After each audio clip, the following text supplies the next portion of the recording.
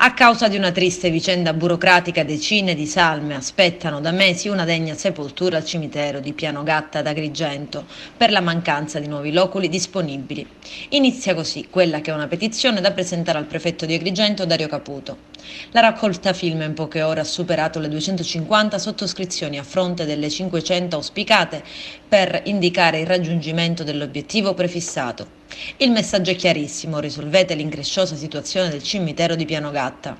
Ad Agrigento è vietato morire e se si muore non si riceve degna sepoltura. Accade così che più di 30 bare siano in fila in attesa di tumulazione ed in alcune fasi dell'emergenza, tutta di natura burocratica, le bare sono state anche una cinquantina. Uno strazio non tanto per chi muore, ma soprattutto per i congiunti e gli amici che a volte anche per mesi non hanno la possibilità di lasciare un fiore ad una tomba e di pregare.